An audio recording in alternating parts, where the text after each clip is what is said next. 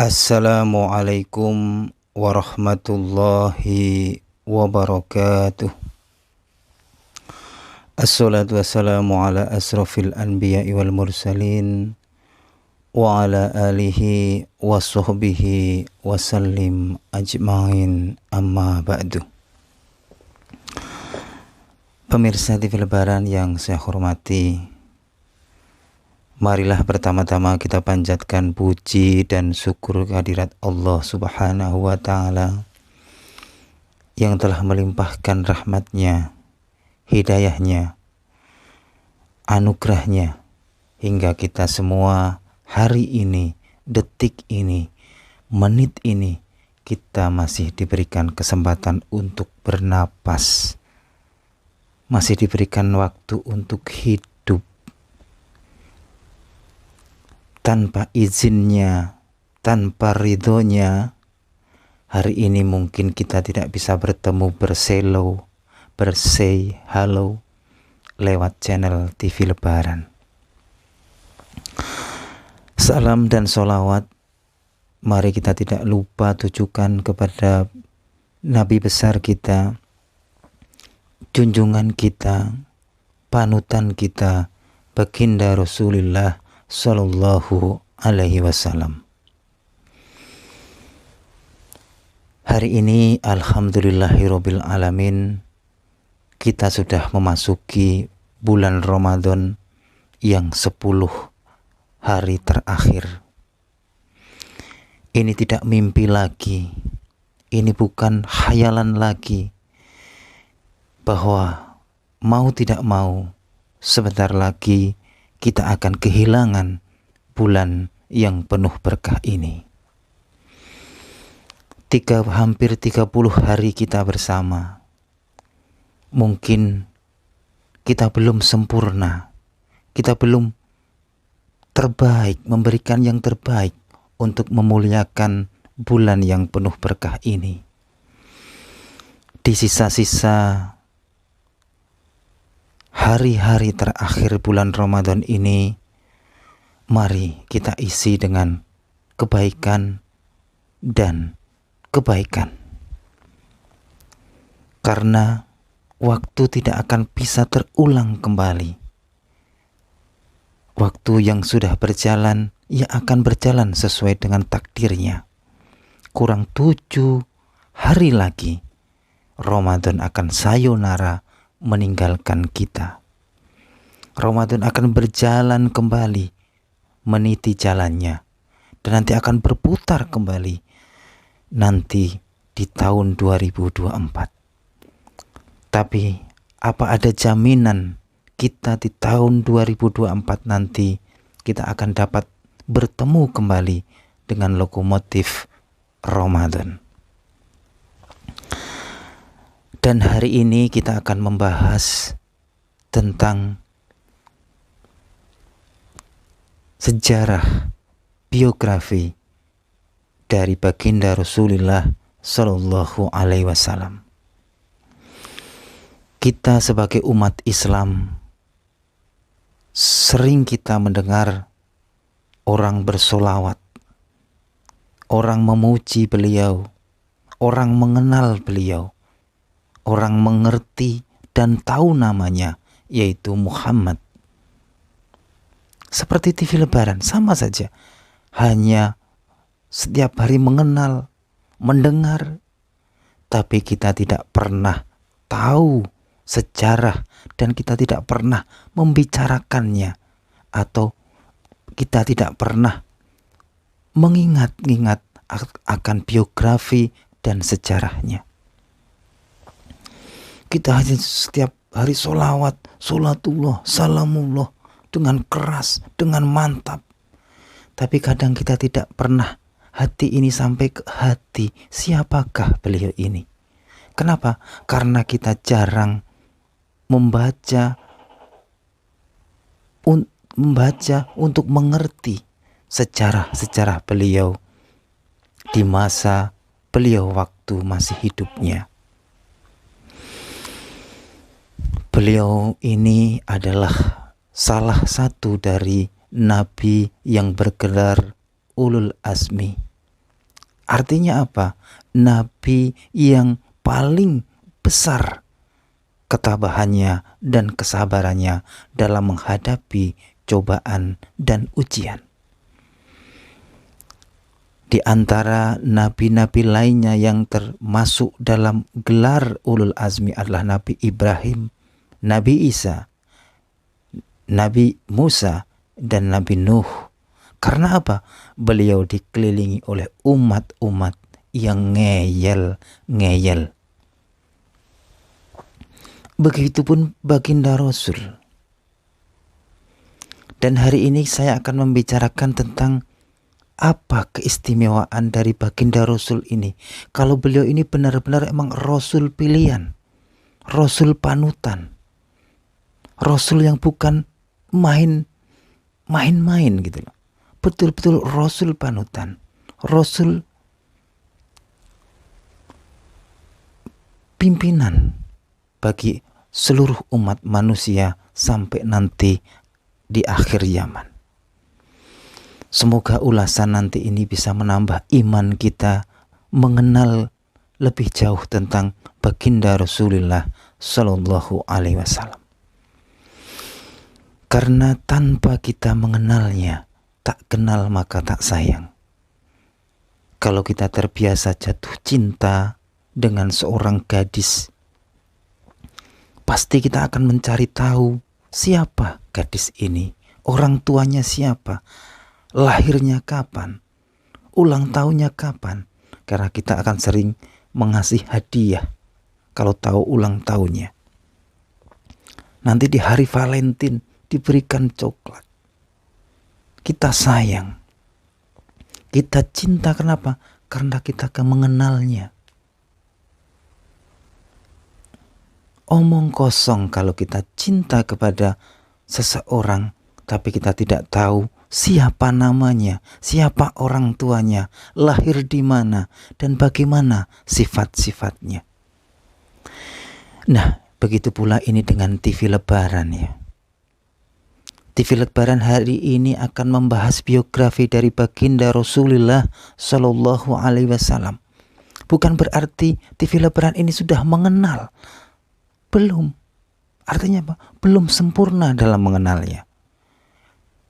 Terlalu banyak maksiat yang dilakukan TV Lebaran hingga kita lupa akan sesungguhnya siapa baginda Rasulullah Shallallahu Alaihi Wasallam. Kita lebih mengenal artis-artis India. Kita lebih mengenal artis-artis Korea. Kita lebih mengenal artis-artis Bollywood, artis-artis Hollywood di Amerika daripada baginda Rasulullah Shallallahu Alaihi Wasallam. Nabi Muhammad ini lahir tanggal 12 Rabiul Awal, hari Senin, tahun 571 Masehi. Dari kalau dirunut garisnya, kita itu masih menyambung. Kenapa? Karena kita sekarang masih di tahun Masehi, yaitu tahun 2023 Masehi. Artinya apa? Runtutan sejarahnya masih bisa terbaca. Tidak missing link, karena tahunnya masih menyambung. Nanti sampai di akhir zaman. Yang pertama, apa yang membuat keistimewaan dan keyakinan benar bahwa beliau benar-benar adalah Nabi panutan umat Islam. Nabi yang menjadi pemimpin, panutan, kiblat kita sebagai manusia. Yang pertama, beliau ini lahir dalam keadaan yatim. Sebelum beliau ini lahir ke dunia, ayahandanya sudah wafat duluan. Artinya apa? Baginda Rasul ini lahir bukan dari orang yang elit, orang yang sudah enak, sudah mewah. Tidak kayak zaman sekarang kan, ulama-ulama yang sudah terkenal, ulama-ulama yang sudah punya jabatan, lahir sudah mobilnya Alphard, rumahnya di mana-mana, dompetnya selalu penuh, pondok pesantren besar, dengan tentunya dengan inventaris yang begitu besar hartanya. Tapi baginda Rasul ini lahir sudah dalam keadaan yatim. Artinya apa? Beliau sungguh istimewa, beliau pantas disebut sebagai Nabi Ulul Azmi. Karena apa? Karena kesabarannya, ketabahannya, ujiannya sejak dari lahir sudah ada. Jadi baginda Rasul ini lahir ke bumi ini tidak terus karena calon nabi terus enak. Bukan. Beliau disebut Ulul Azmi, seorang nabi. Karena apa? Karena ujiannya sangat berat. Beliau lahir dalam keadaan yatim. Umur 6 tahun beliau ditinggalkan oleh ibunya. Jadi apa? Yatim piatu. Begitu menyedihkan nasib beliau. Tapi inilah resiko menjadi seorang nabi yang bergelar Ulul Azmi. Tapi Allah Maha Adil. Beliau sudah ditakdirkan nanti masuk surga tanpa hisab. Jadi jangan orang mengira jadi nabi itu enak, mewah, enak, lahir enak. Tidak. Justru disebut nabi, apalagi bergelar Ulul Azmi, itu karena apa? Karena ketabahannya dan kesabarannya dalam menghadapi banyak ujian dan cobaan. Umur 6 tahun sudah yatim piatu. Bayangkan. Saya yakin dari pemirsa TV Lebaran, umur 6 tahun masih disayang-sayangnya oleh kedua orang tua. Apa-apa diturutin. Baginda Rasul tidak. 6 tahun sudah yatim piatu. Sudah kehilangan kasih sayang seorang bapak. Satu waktu pertama lahir, 6 tahun kasih sayang ibunya diambil oleh Sang Maha Kuasa. Beliau lalu diasuh oleh kakeknya Abdul Muthalib. 2 tahun kakeknya meninggal.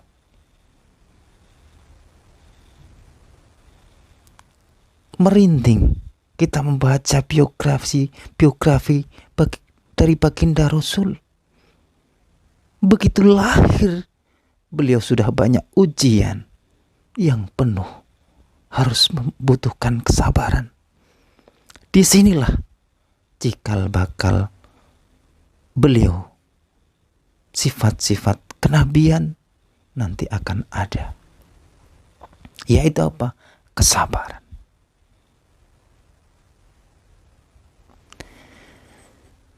Yang kedua, beliau di saat umur 8 tahun beliau ini mengembala kambing.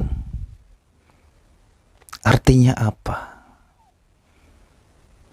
Artinya apa? Bahwa baginda Rasul di usia 8 tahun, beliau ini bukan dari kalangan orang yang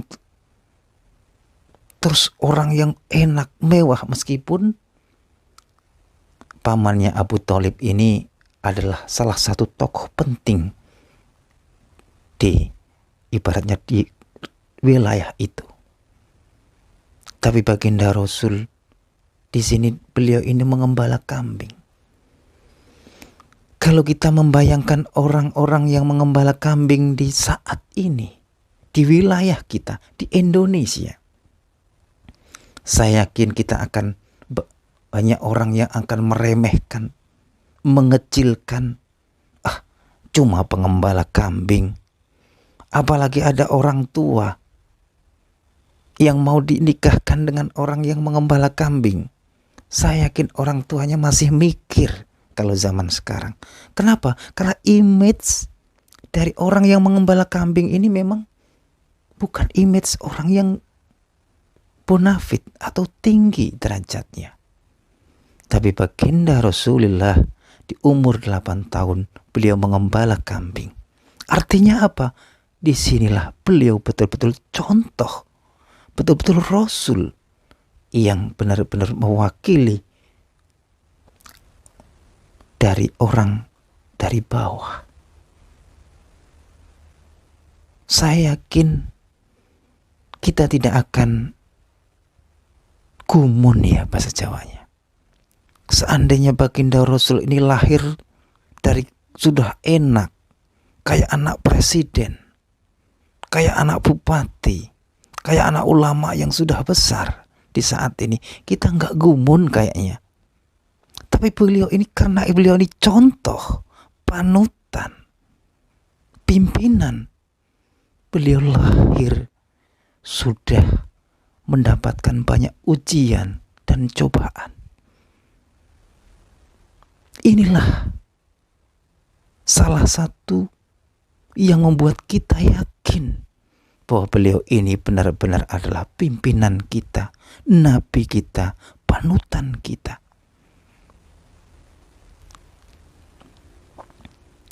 Di usia menjelang dewasa, beliau berniaga. Mungkin kalau digambarkan kayak kurir. Kalau zaman sekarang mungkin kayak Gojek atau Grab mungkin. Dan beliau kenal dengan seorang saudagar kaya namanya Siti Khadijah. Ini yang ketiga. Artinya apa? Beliau menikah dengan seorang janda yang lebih tua dari beliau. Di sini kita menggambarkan bahwa baginda Rasul dalam berdakwah atau berkehidupan, beliau tidak mengutamakan nafsu. Beliau memilih seorang istri yang lebih tua, hampir selisih 15 tahun. Kalau zaman sekarang, lihat kiai-kiai yang besar, yang sudah kaya, yang mungkin kalau milih istri mesti yang lebih muda, lebih cantik, lebih buhay mungkin. Tapi baginda Rasul tidak. Ini salah satu keistimewaan beliau, bahwa kita akan lebih yakin bahwa beliau adalah pimpinan umat manusia. Beliau tidak mengutamakan nafsu, tapi beliau mengutamakan kebijaksanaan untuk berdakwah, untuk menyampaikan kebenaran. Bagaimana caranya? Ini loh.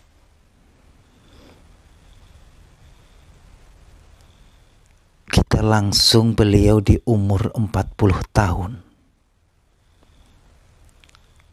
Jadi sebelum umur 40 tahun ini beliau berdakwah secara sembunyi-sembunyi. Dari keluarga, dari handai tolan, dari kerabat. Tapi tidak semua menerima ajarannya ini. Karena di zaman itu umat masih kental sekali dengan yang namanya menyembah berhala.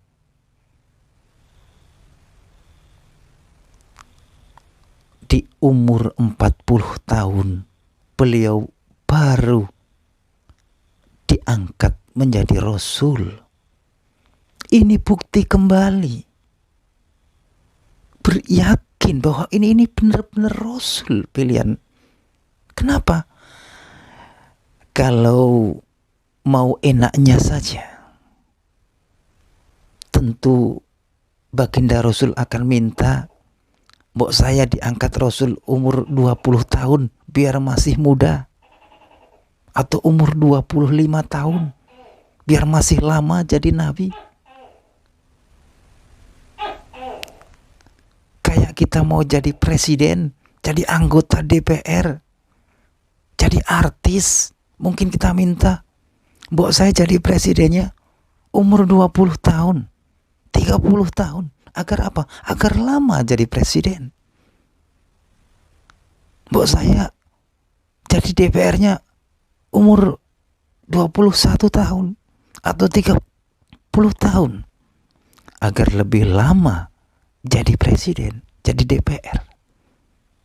Itu kalau kita. Kalau kita minta, ya Allah, seandainya saya jadi artis, mbok saya artisnya sejak dulu, sejak masih kecil. Itu kan kalau kita. Tapi baginda Rasul umur 40 tahun baru diangkat jadi Rasul. Dan beliau pun terang-terangan 40 tahun sampai 63 tahun, hampir 23 tahun beliau berdakwah secara terang-terangan. Nah, ini loh yang membuat kita yakin beliau ini benar-benar panutan kita. Kalau kita melihat kehidupan beliau kan ini Rasul, bisa minta apa saja kepada Yang Maha Kuasa, langsung dikasih. Tapi beliau tidak, karena beliau sadar beliau adalah panutan, beliau adalah nabi sampai nanti di akhir zaman. Jadi bukan nabi saat itu saja, bukan nabi hanya untuk umat Arab saja, tapi seluruh umat manusia di seluruh dunia. Beliau pernah diludahin, tapi di saat orang yang ludahin sakit, beliau yang pertama yang menjenguknya. Beliau juga bukan kayak Superman, bisa terbang, ditembak kebal, tidak. Beliau pun pernah berperang sampai kena giginya patah. Artinya apa? Beliau tetap menjadi fitrah manusia, tapi hakikatnya bukan manusia biasa. Beliau manusia biasa. Tidak terus karena nabi, saya pengen jadi Superman, saya pengen jadi Gatot Kaca, otot kawat balung besi. Tidak. Itulah baginda Rasulullah Sallallahu Alaihi Wasallam. Betul-betul nabi. Yang terakhir, di saat beliau mau wafat, beliau itu juga manusia biasa, ada sakitnya. Menurut riwayat itu kayak demam, panas lah waktu itu, demam lah, sakit kayak orang biasa selama hampir 2 minggu. Ini juga bukti bahwa beliau benar-benar manusia biasa, tapi hakikatnya manusia yang luar biasa. Jadi baginda Rasul ini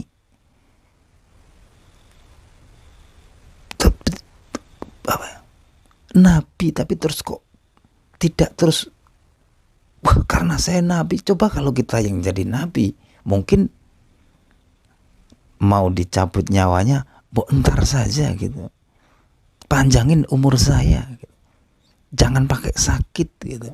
Itu kalau kita, tapi baginda Rasul tidak.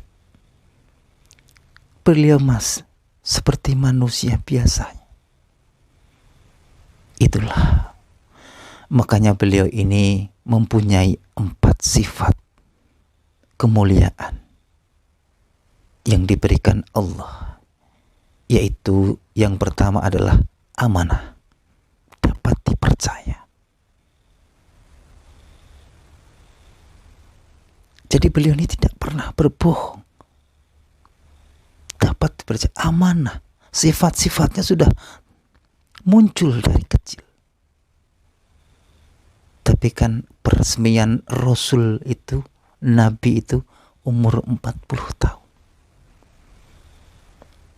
Sifat yang kedua adalah tabligh, yaitu menyampaikan wahyu kepada umat manusia.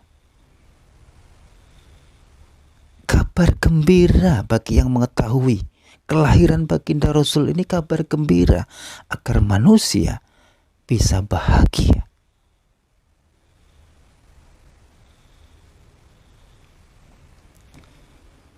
Sifat yang ketiga adalah fatona,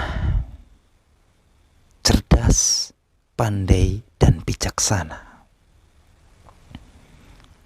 Meskipun beliau ini ibaratnya kalau sekarang bukan profesor, sekolahnya tinggi, tidak. Beliau pun tidak bisa membaca.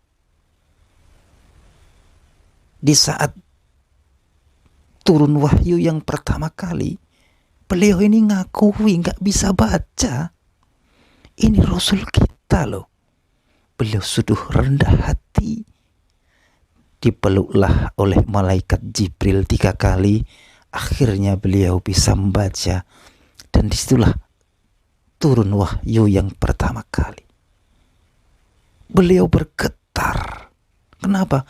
Baru pertama kali melihat Jibril.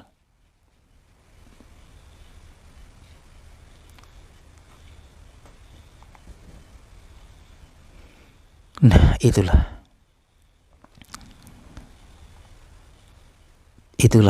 biografi dari baginda Rasulullah Shallallahu Alaihi Wasallam.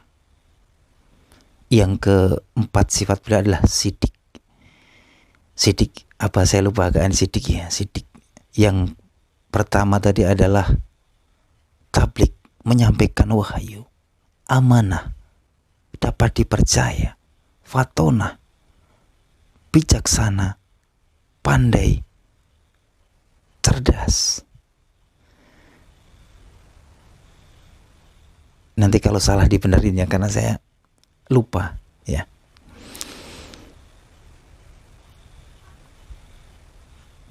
Nah, itu aja teman-teman hari ini,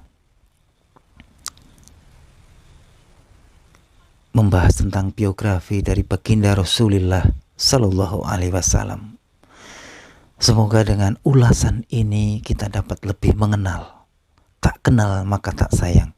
Saya yakin banyak orang yang kayak TV Lebaran sering mendengar nama Muhammad, tapi kita tidak pernah mengenalnya secara hati. Kita sering mendengar banyak orang bersolawat keras, di mana-mana bersolawat. Tapi saya yakin di dalam hatinya belum mengenal secara keseluruhan. Karena tidak pernah membaca biografi akan beliau. Tidak pernah merenungi siapa beliau.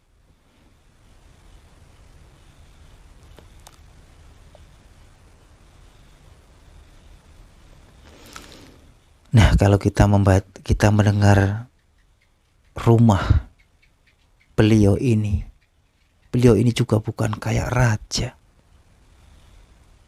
Sebenarnya beliau ini sudah pantas jadi raja di raja. Tapi kehidupan kesederhanaannya itu sungguh luar biasa.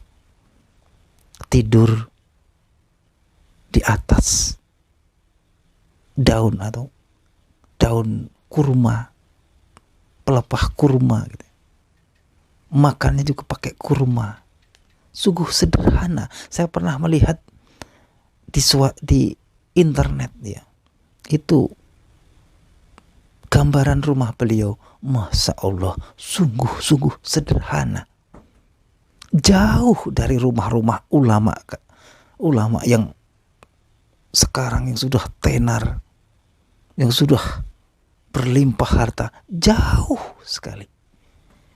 Itulah Nabi kita, Rasul kita, panutan kita, yang benar-benar pantas disebut Rasul pilihan. Itu aja teman-teman ya, curhatan malam ini di bulan puasa yang ke-22. Semoga ada manfaatnya buat saya sendiri dan buat pemirsa TV Lebaran. Semoga puasa tahun ini mendapatkan oleh-oleh kita untuk kita bawa bekal di 11 bulan berikutnya untuk kembali bertemu Ramadan di tahun berikutnya. Wassalamualaikum warahmatullahi wabarakatuh.